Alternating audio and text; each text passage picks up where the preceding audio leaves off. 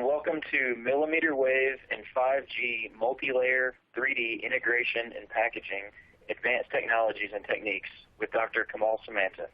I'm Mike Hamilton, your host for this IEEE Microwave Theory and Techniques Society webcast, which is sponsored by the MTTS Education Committee. Before we start, I'll mention a few housekeeping items. First, this presentation will be archived. A recording should be posted approximately 24 hours after we finish the presentation.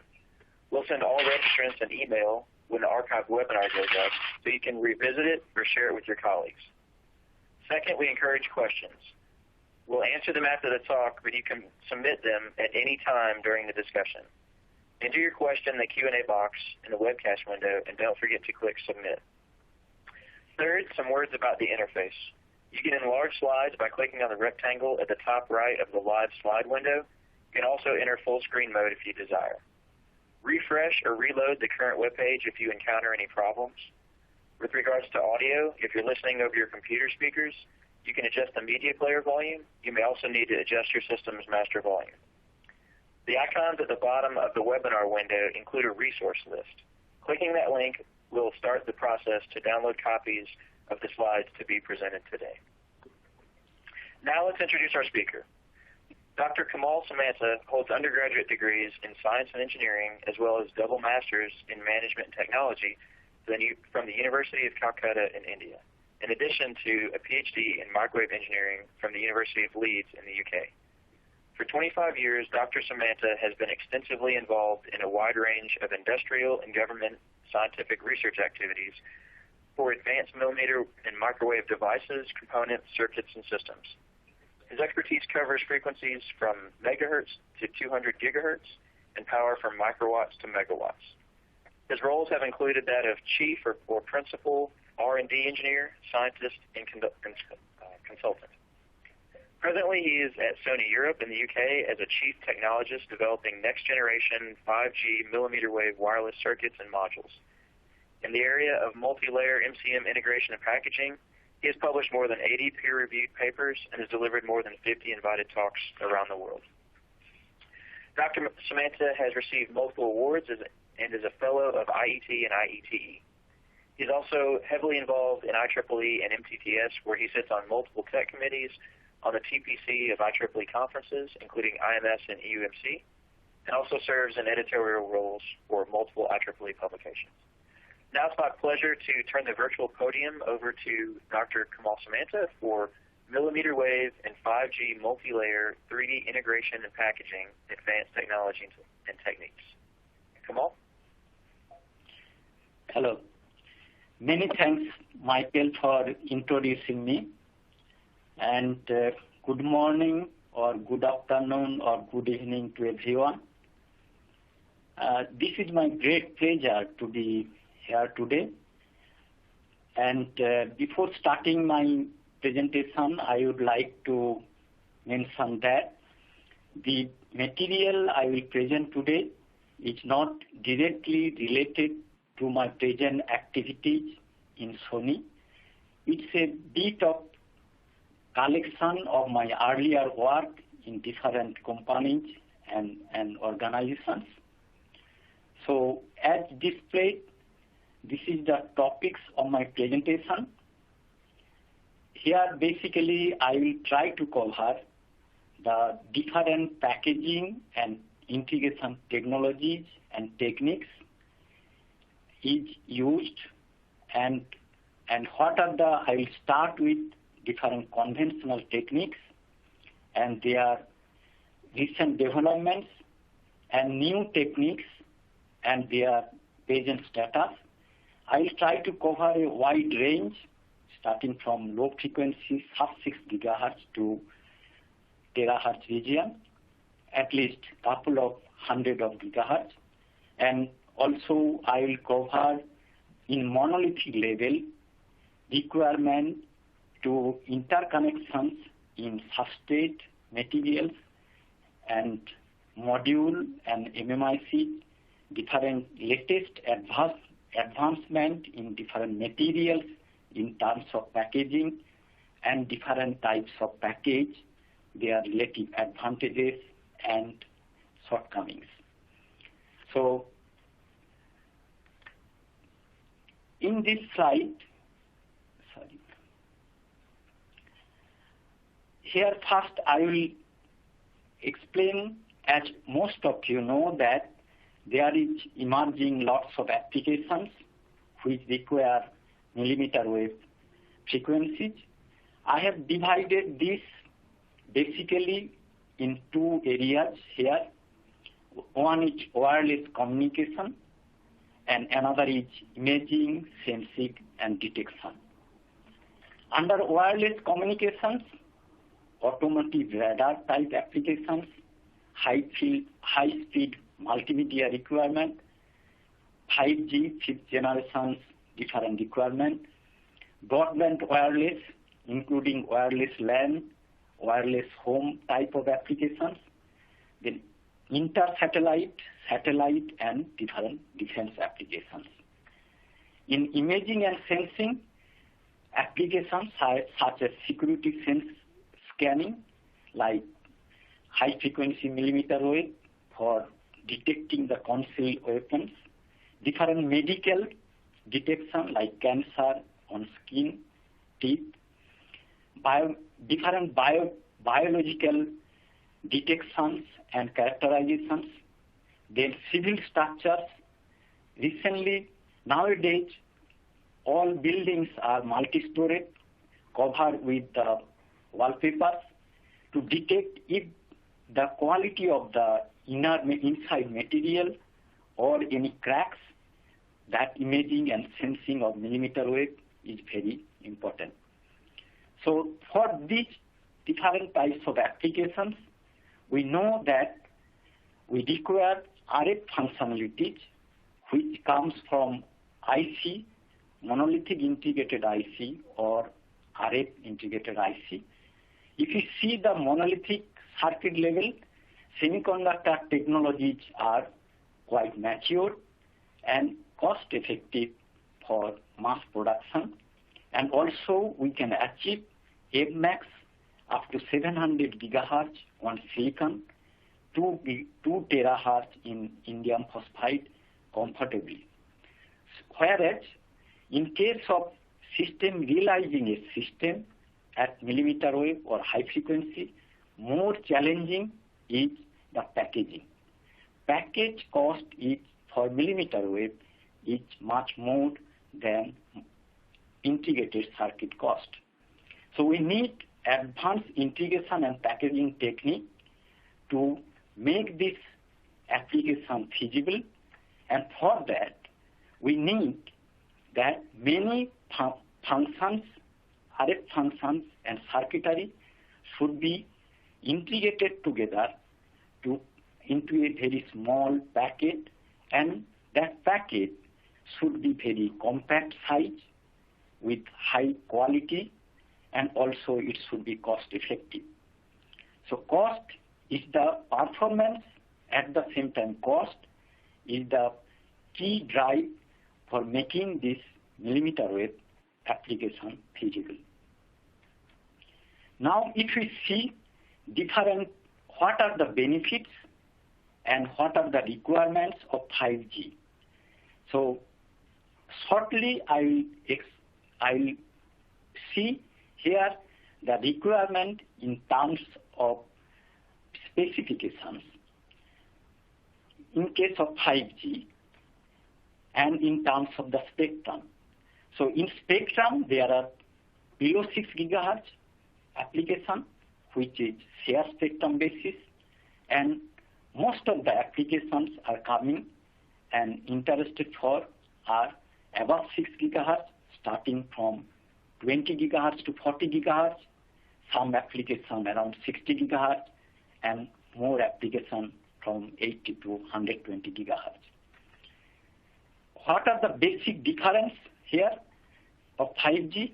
It basically requires high capacity and high data rate, low latency, energy savings, high reliability, and other things, which is, as I mentioned, low cost and management, thermal management. But in millimeter wave point of view, first, high capacity, low latency, these are the 2 points for which we need to go for millimeter wave frequency. What are the advantages here? In the left-hand side, I am showing is the of high frequency, like millimeter wave or sub-millimeter wave. It's having the high speed and wide bandwidth capability. As frequency is high, lambda is short. Due to that, we get high temporal resolutions, means we get low latency.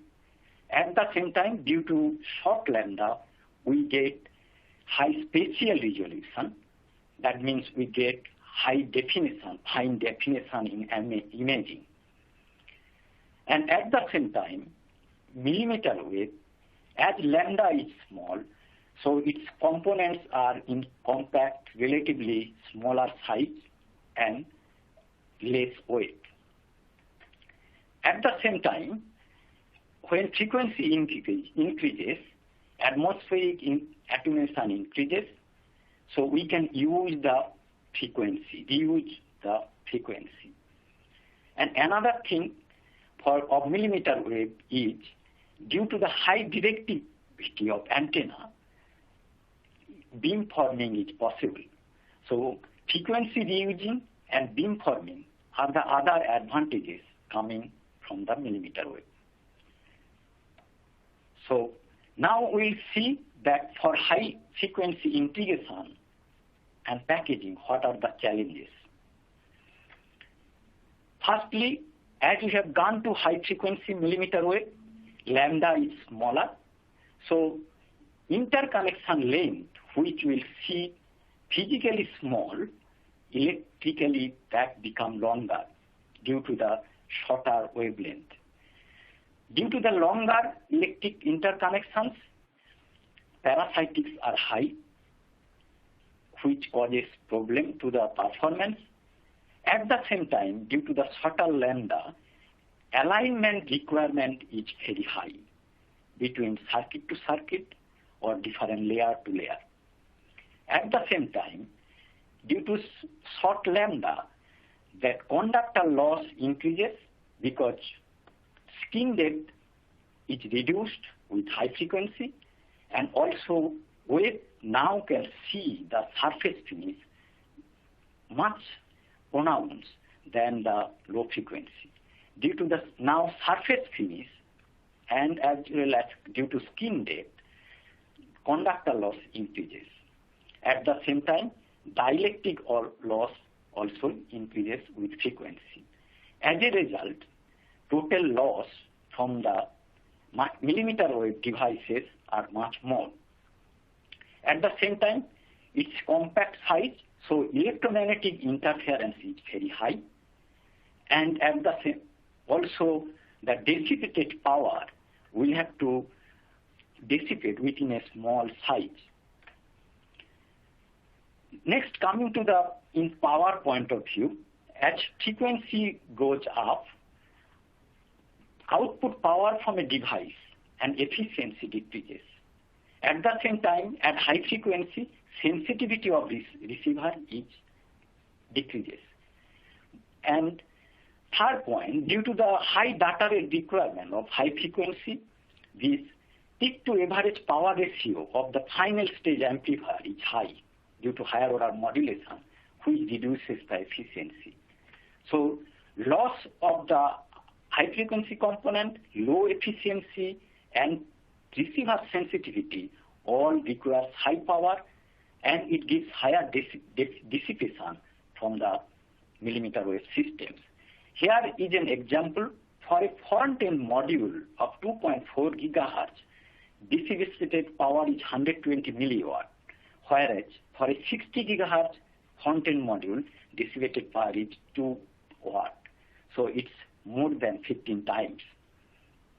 So as dissipated power is high, obviously in the substrate temperature goes high, and where it is device is mounted. So there is a high. Here from this card, I am showing the right hand side power derating. So as dissipated power is high, base temperature is high. When base temperature increases, efficiency decreases from the output device or power decreases. So it's a thermal runaway. You can see from this curve that when base temperature increases, for a device of 100 watt, it will deliver 70 watt or 50 watt, depending on the temperature. So rest of the power is going to the basically in the base plate, which requires proper thermal management. So due to that, higher operation temperature of the millimeter wave, then reliability decreases of the systems. And here is an example for a PA, we require, or base station, we require around 65% power for PA and its cooling. So we can think of that most of the power is going for in a module is for PA and its cooling. It is basically dissipated as a heat. So in high frequency, as heat dissipation is much more, thermal management and proper packaging is very crucial, which require new design technique and materials. At the same time, to get the higher power and efficiency, we are moving towards the 3-5 semiconductor like GaN device. GaN is highest power density, but it has slow gain compression and memory or hysteresis effects. So due to that, when temperature increases, all this hysteresis effect and current collapse increases, which reduces the reliability of the subsystems. Due to this reason, integration and packaging are most critical, where we need mechanical and thermal issues, need to address the mechanical and thermal issues to achieve the high performance from RF point of view. Now, different semiconductor technologies we are using in our circuit at millimeter wave. Here quickly I will show that basically we are using silicon and 3-5 semiconductor. These two ways I can divide. In case of silicon is very attractive. It's a cost-effective process, provides increased complexity and high integration density. Whereas 3-5 semiconductors, due to their superior transport property, they can give higher power, higher efficiency, gain, bandwidth, dynamic range, linearity, as well as noise figure.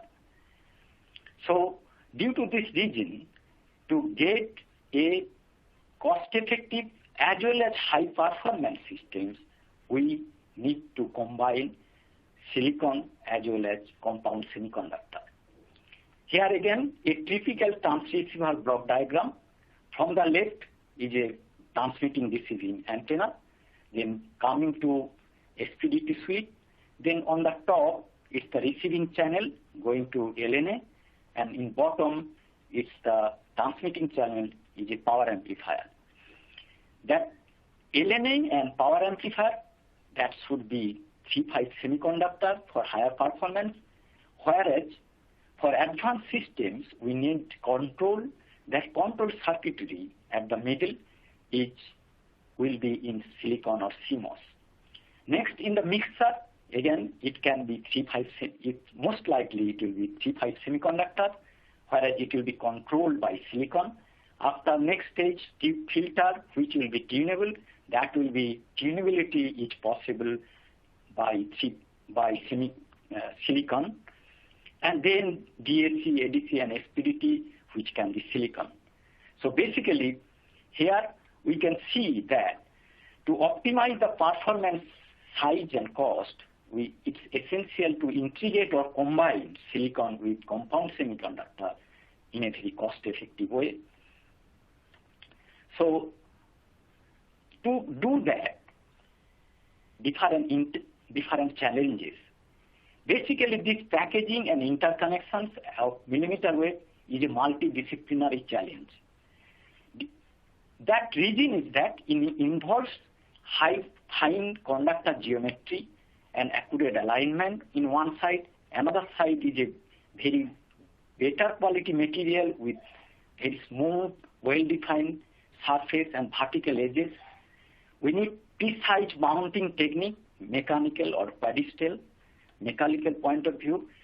Not only that, most importantly coming is that we need careful consideration of material properties like thermal conductivity, coefficient of thermal expansion coefficient, electrical conductivity, elastic modulus, and many more, which is a part of material science, or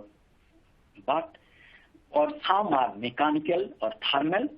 But now, for this type of packaging, it's not a subject of millimeter or microwave engineers.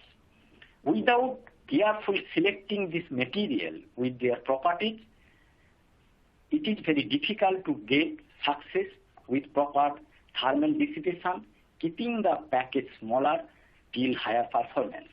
For that, we need novel material which will be better in thermal as well as thermomechanical properties wise.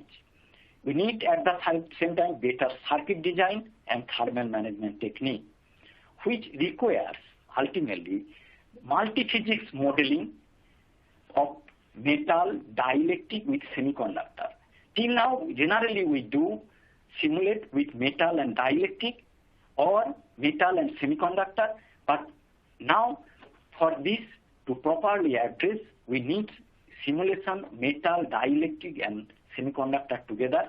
Again, incorporating the mechanical, thermal, some cases optical effects together with the RF performance. So what are the solutions to achieve these requirements?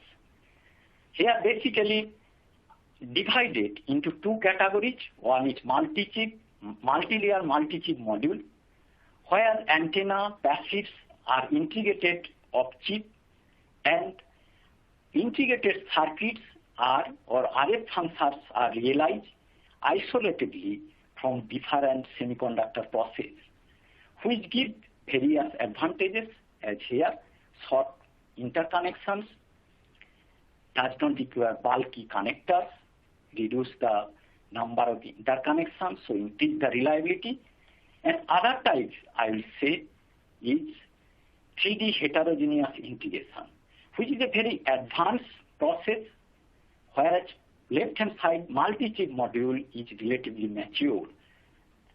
Right-hand side, it's a multiple, where heterogeneously integration process is multiple semiconductors, silicon or 3-5s are integrated in monolithic and wafer levels, whereas left-hand side, it is integrated on a dielectric.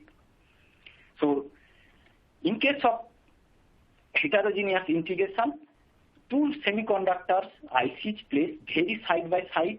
All the alignments are done in wafer and lithography level, is very accurate.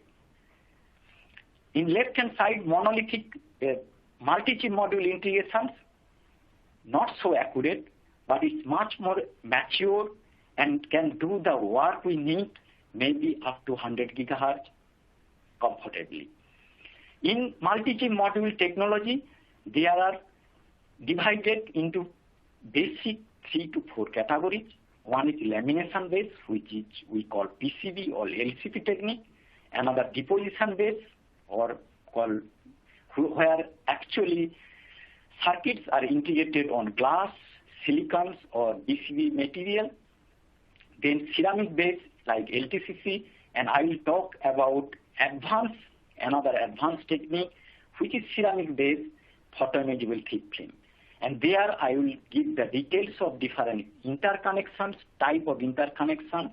There are different problems with high frequencies, components up to 200 gigahertz, front-end module and its performance at millimeter wave, design and integration of the integration techniques. And obviously, in left-hand side, multi-chip modules techniques, we can combine different techniques like laminates with deposition to get the cost and performance optimization. In multi-chip module technique, Another thing is essential, which is called interconnection techniques. Interconnections are two types. One is, we can say, the dielectric or semiconductor level interconnections, which is done by transmission line like microstrips, CPW, waveguides. Here I am talking about the interconnection module to IC. Those are done generally in low frequency by bond wires, aluminum or gold, single or double, relatively high frequency ribbon, then voltage array, then wafer level packaging, and chip scale packaging level. So I will talk about these different techniques with their merits and different difficulties. And also I will try to cover about the materials, packaging different type of latest materials, including packaging of circuits like power amplifier, which is very critical in a front-end module. There we'll take care about selecting the material in terms of different thermal expansion coefficients, thermal conductivity and other parameters, and with different types of material to serve the purpose of heat spreader, thermal interfacing material, eutectic, epoxies, all. And finally, there I will talk about the packaging techniques, die-based techniques, its advantage, new generation molded plastic-based technique with high glass temperature material, and air cavity techniques. And which I mentioned, 3D heterogeneous integration techniques, which as I mentioned, is a very relatively new but having lots of promise. They are categorized here into 4 categories. I will explain there about the latest state of art and their shortcomings. In multi-chip module, there are 2 components basically. One, we can say that IC, which gives the RF functionalities, and another is basic components. As mentioned, RF functionalities, MMICs are quite mature and relatively low-cost solution, whereas passive, realizing passive with high quality and high quality interconnect to connect the passive components like here antenna, diplexer, divider, those are very critical. And in multi-chip module technique, MMICs, RF functions comes from MMICs, and on the dielectric substrate, passive components and interconnects are realized at different levels.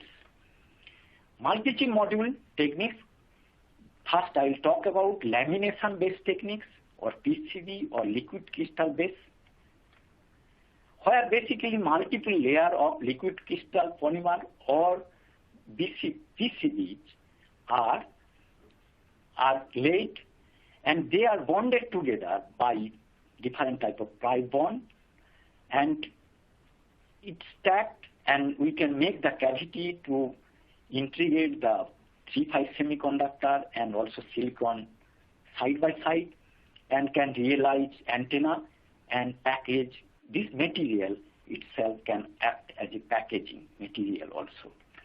Here advantages is it's a very low cost solution, and it's a established process, easy reworking of different layers, low dielectric constant suitable for antenna, parallel processing is possible, and with time different high quality materials are coming. Disadvantage, it's absorb moisture, low wiring density, thermal expansion coefficient does not match with MMIC, low thermal conductivity, and be difficult to integrate passives. Now coming to the thin film based deposition, which is integrated passive device type of technique, where basically glass, silicon or PCB material is used. This is glass based, where on the glass different ICs are integrated. In this technique, advantage is this is a thin film process, but due to that it can give high resolutions, easy to integrate passive, relatively low loss, and with high performance glass via we can realize 3D module very high performance. Disadvantage is an expensive process and limited number of layers till now can be made, and repairing or reworking is difficult. Next is ceramic base, where actually here ceramic tapes are laminated into multiple layers, and in different layers passive component can be realized, and also pocket can be formed accurately to integrate different ICs, and this can be used as a packaging material itself. The advantage is good RF, mechanical and thermal performance, and easy to integrate passive in different layers, 3D integration possible. It's a range of property of different properties, layers of ATCC is available. Radiation harness material and hermetically sealed, widely used in space and defense, and it's a very rugged material. Thermal expansion coefficient of this material matched with semiconductor, so it's a more reliable, and high resolution can be achieved with a photoimaging technology, which we'll describe later on. But it has disadvantages of sinking, which can be overcome by sinkage-free material, and also it's more expensive than laminate. So now if you see the three basic multi-chip module, I have technique I have explained. One is thick film type, another is thin film, which is deposition, which is expensive. Thick film is less expensive, under which there is left-hand side, there is ceramic base and laminate base. Ceramic base is very good material, but its resolution is poor. Whereas thick film MCMD type right-hand side, it's a high resolution, but its complexity and cost is very high. Due to that, there is a come up with a new novel material, which is called photoimagable thick film technology, which is a combination of thick film technology and thick film technology. Thick film tinting, drying, and firing is taken, and from thin film, exposure and developer stage are taken. By combining thick and thin film technique, it can achieve very high performance of fine resolution of the conductor, range field fire, and also very low. This gives a very low cost solution. Here, multi-layer photoimaging techniques, cross section, different layers are formed one after another to achieve the required thickness. And here, all passive components can be integrated. Also, ICs can be mounted easily.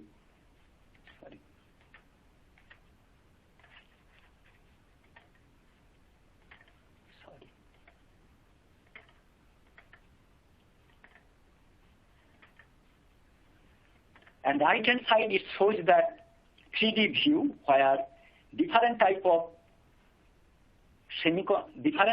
device has been integrated together. And now coming to the different type of interconnects on substrate. One type of interconnect is first coming with substrate integrated waveguide type.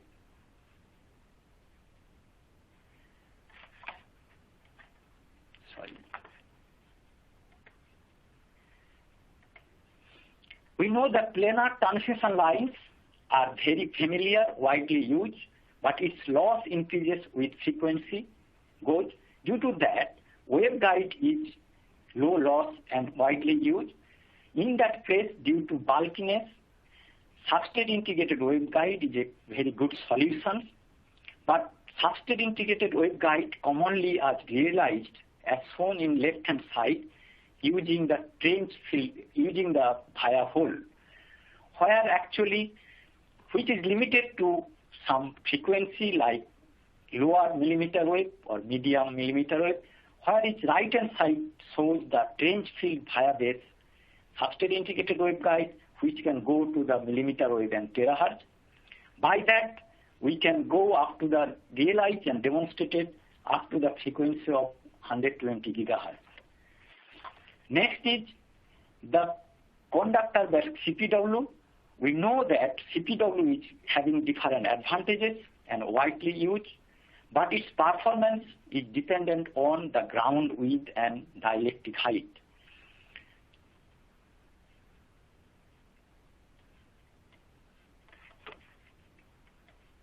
Sorry, due to some reason, material are not coming. Yes, come. So here is the finite ground difference CPW. This is the measure response. If you see right hand side, as the ground width increases, also it's jumping due to some reason. It has gone somewhere else.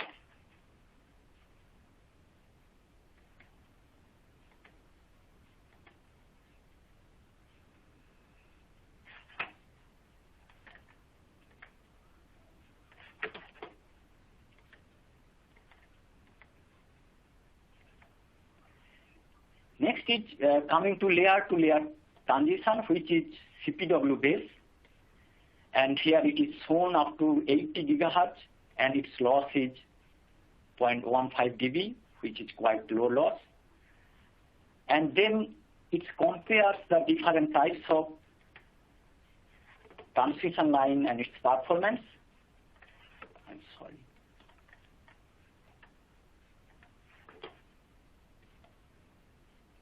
This is SIW, this is microstrip and CPW.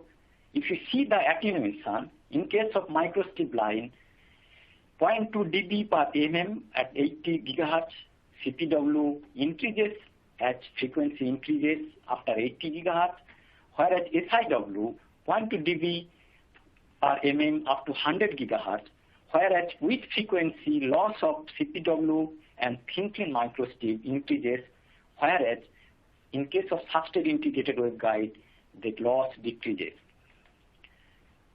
Then in these techniques, there is realized very high performance inductors with highest inductor density in MCM technology, and also realized different filters, lumped element filters within a very small size and with highest performance. And their dimensions as shown here are very small and getting the highest performance and low loss. Here are some of the SIW components, and which is up to 100 gigahertz, 80 gigahertz. In left-hand side, you can see different types of slot antennas have been realized from at 60, 94, and 120 gigahertz. And on the right-hand side, you can see the different bandpass filter has been realized from 40 to 180 gigahertz. And right-hand side, it shows the response of a 150 gigahertz bandpass filter, and its loss is only 4 dB, and with a bandwidth of 7%. The module integration technique used here.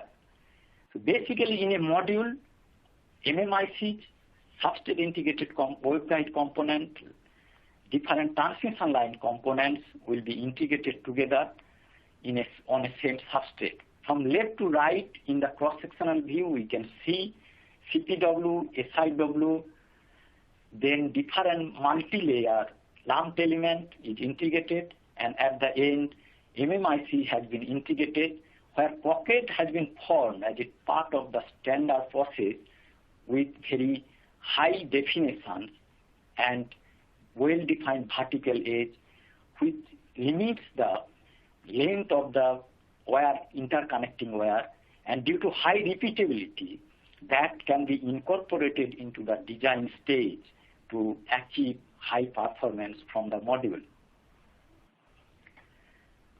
And this is the integrated module, which integrates antenna, filters, ICs, and also lump component together, and its dimensions is 22 mm by 5 mm. This is the world first demonstration of highly integrated receiver at 60 gigahertz using this technique. This is the measurement setup, and this is the swept RF response. And here is a comparison of different MCM technologies.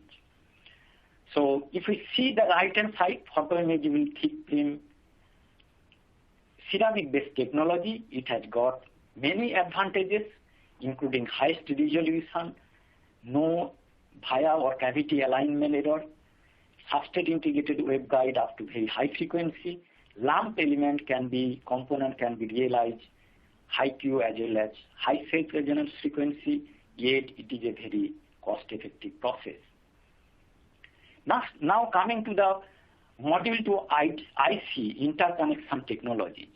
At present, there is advancement in this technology and quite few techniques are used.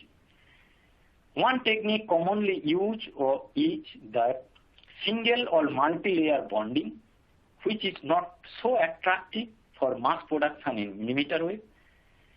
Next is Riemann bonding technique, which is suitable depending on frequency and with additional care. Ball grid array is better technology for millimeter wave, though it restricts due to the ball size, and due to that number of connection density is restricted. But for a moderate type of circuit, it's a good technology. Then start bump technology, which is used for a limited application for final level finishing of the integration. And finally, it's coming to the solder bump or copper pillar technique, which is fixed discharge, which is used in wafer level integrations, gives low parasitics and suitable for mass production. This technique is divided here into two ways. One is PCB-based integration, another is wafer level or chip level integration. In PCB level, it's ball grid array PCB packaging, and another is flip chip ball grid array packaging. It depends type it's called depending on the ball size and the total chip size. And another wafer level or chip scale packaging. One is wafer level fan-out packaging, another is chip scale packaging, or which is called wafer level chip scale packaging. So chip scale packaging, the bump size is smaller, less than 500 micron, whereas in case of BGA type packaging, ball size is more than that. And packaging material and techniques. So basically there are different, in case of power amplifiers, due to high flux density, efficiency reduces as shown in the right hand side. So due to that, we need the high quality materials and also novel assembling techniques and packaging techniques, and which I will come slowly. Basic thermal stack for a here it compares the different thermal conductivity and thermal expansion coefficient of different material commonly used in integration and packaging. From left-hand side is the thermal conductivity. If we see that in a thermal stack, there are heat spreader, thermal interfacing material, which is epoxy and eutectic, and also we need that heat sink. So for heat sink and heat spreader, basically we need a material with high thermal conductivity. For thermal interfacing material, it should be better thermal expansion coefficient matching with ICs, as well as it should have a good thermal conductivity. If you see from left-hand side, diamond is the best conductor, whereas most of the presently used thermal interfacing material or epoxy at the middle are very low thermal conductivity material. Similarly, if we see the thermal expansion coefficient, epoxy presently we used, which is shown left-hand side of right side graph, is maximum expansion coefficient. That means when temperature will increase, that it cannot sustain, so their reliability is very low. So presently used epoxy, silver-leaded epoxy, is a low-cost, easily mountable, integrable. We can use for integration, but its reliability is very poor. So here PA integration, it's a die-based. Die-based integration is having its advantage. So it's give wide band, but here thermal heat spreader, as I have shown, is very critical. It should have a good thermal expansion coefficient matching with IC and good thermal conductivity. Due to that, copper molycopper or copper molybdenum, copper tungsten are the best material to go with gallium nitride. And left-hand side is used SIM, whereas right-hand side is used basically is a sheet, whereas it has been seen that sheet barrier gives the better performance in stability point of view than using the SIM. There is plastic-based packaging. Here basically to dissipate the heat, thermal via has been used. This is commonly used type plastic package where overmolded plastic. It's having the limitations of temperatures. It cannot go beyond 150 degrees centigrade, whereas presently used GaN-like material, junction temperature is 250 degrees centigrade. So it's up to a certain power and certain devices it can be used. It's a low-cost solution, whereas ceramic air cavity is a high performance than plastic-based solutions. It has been demonstrated in the right-hand side that plastic molded package recently used is giving lower gain and efficiency lower by 10% and gain by 2 to 3 dB. Next new generation, for that new generation molded plastic packaging is coming, where new plastic molded material is having higher glass temperatures, and due to that it can be used for material with high temperatures. But it's a low-cost solution. New material here is silver center epoxy, which is better than other material. Now coming to the wafer level integrations. Now the MCM level assembling, there is a lack of geometric tolerance resolutions and precisional alignment. Whereas recently investigated 3D heterogeneous integrations overcome this by precise lithographic or wafer scale alignment and fine interspacing. That has been divided into few categories: monolithic integrated technology, where basically on silicon 3-5 semiconductor are grown monolithically. Due to that, interconnection length is minimum. It's a planar process. But disadvantage is it's basically is a combination. It requires gold metallization, which is a enemy to silicon foundry. So it's a difficulty is to combine the two semiconductor process and customizing those process, and also poor thermal conductivity of silicon, and more importantly, it's a very long lead and expensive process. Next is chiplet type wafer scale integrations. Here different chiplet of different semiconductors and high Q passives are integrated in wafer level on silicon substrate. This shows the left hand side silicon wafer, and this is the integration where we can integrate up to 5 micron pitch accuracy by indium ball. Here in this technique we don't require to customize the semiconductor different process or the silicon process.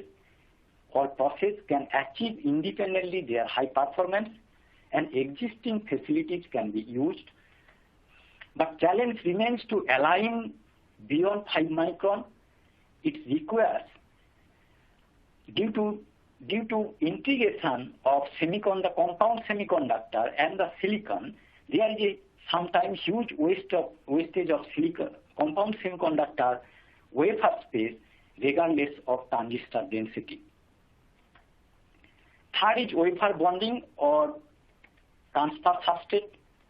In this wafer bonding transfer substrate technique, basically different substrate materials, different semiconductors are integrated and transfer epitaxially one after another. Using this technique up to 130 gigahertz, signal oscillator has been realized, where VCO is realized on silicon, and indium phosphide-based amplifier and multiplier has been realized.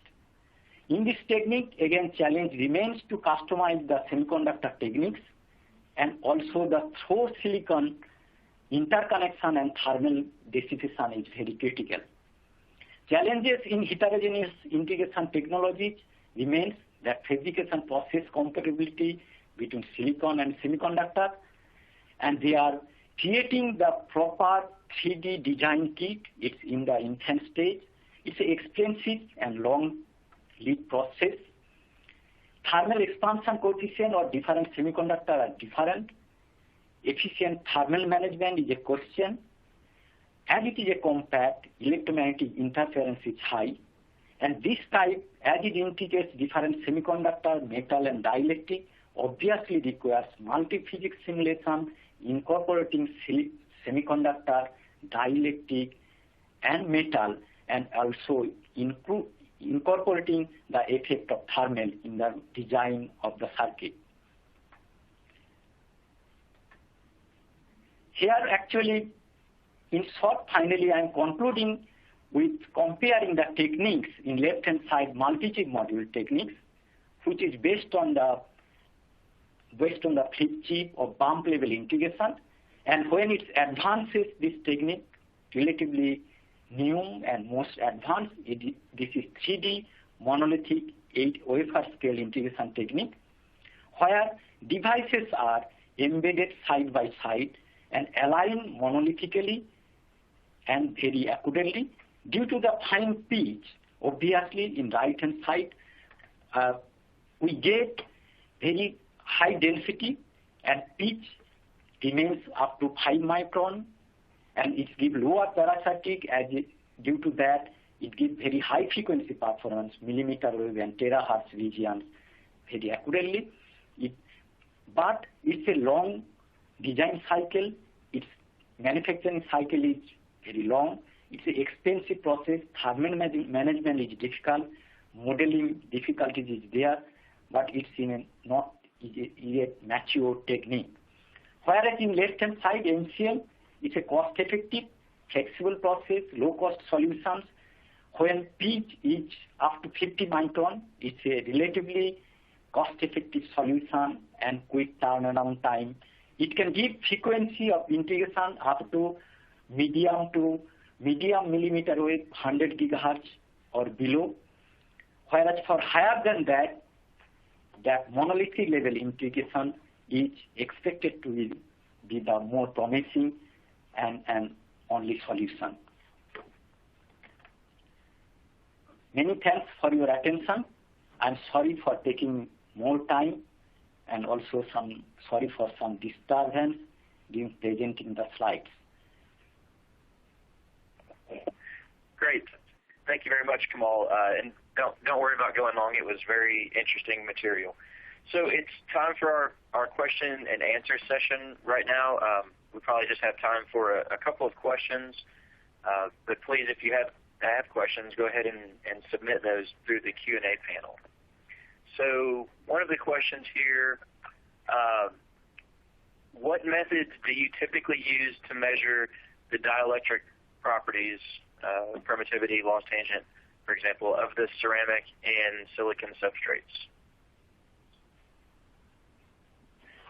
So, thing is that's a good question, because for loss tangent and dielectric constant is very critical to determine in high frequency, whereas most of the PCB or ceramic manufacturer does not provide the material property up to high frequency. In conventional technique for characterizing the material is ring resonator, parallel coupled resonators are used on substrate level, whereas rectangular waveguide technique is used for more accurate characterization. But in that case, it's a destructive process. We need the sample to be cut, fitting nicely with the waveguide dimensions, and misalignment can give error in the characterizations. So, but at high frequency for accurate characterizations, waveguide technique will be the better. But it's a destructive, time-taking process. Whereas ring regenerator technique is easy to fabricate, easy to measure, and also by one-wafer probing, we can de-embed the feeding network, and up to around 100 gigahertz, 50 gigahertz, we can use ring regenerator technique. Quite accurate, not very accurate, but for high accuracy, we need rectangular waveguide. But for kind information, as I mentioned in first-stage integrated waveguide technology, we have invented a new technique which replaced the rectangular waveguide technique, and by one-wafer probing on the substrate, we can characterize by multi-mode characterization up to very high frequency, up to terahertz on a substrate without destructive technique. That's a new technique, very latest. It is under patent. So at present, I can say that high accuracy is waveguide technique, low accuracy ring regenerator. Okay. Have I answered the question? Go ahead. I'm sorry if I interrupted you. Hello? Oh, yeah, another question. Okay. So there are more questions coming in. We probably just have time for one more. So what in your view, what is currently the most costly or expensive part of the packaging associated with these systems? Costly part of packaging is due to as in high frequency, efficiency is low, thermal dissipation is high. So thermal management is very critical. Without thermal management, performance is very difficult to keep. And so getting high thermal management material means it's not the material, it's the thermal interfacing material like epoxy, eutectic, heat spreader. At present, if you see the epoxy used for the die attachment are the killer. They are having very low thermal conductivity. As though it is a thin layer, it's like a water channel. If one layer thin is having low thermal conductivity, overall thermal conductivity gone down. So high quality epoxy is one of the key technology which require for improving the packaging. Out of many other things, epoxy, that is thermal interfacing material, is one of the bottleneck in technology-wise, and which need high thermal conductivity and good thermal expansion coefficient matching with the IC. Because there are epoxies, but their thermal expansion coefficient does not match with the IC. So due to that, basically total expense is going high. Okay, great. Thank you, Kamal. Okay, folks, so I'm afraid we're out of time. There are still several questions in the queue here, and we'll get the presenter to follow up with those unanswered questions offline. As we said earlier, this session will be archived on the Society website at mtt.org, and all registrants will get an email reminder with a website address when that's available. For attendees who would like to receive PDH credits, please use the included code here that's on the last slide of this presentation. Also, as noted previously, once again, I'd like to thank Dr. Samantha for this excellent and informative presentation. And special thanks today to our audience for joining us. We hope you found today's event valuable and that you return for future IEEE Microwave and Theory and Technique Society webcasts. Thank you and have a good day. Thank you very much, Michael. Thanks to everyone. Bye. Thank you. Bye.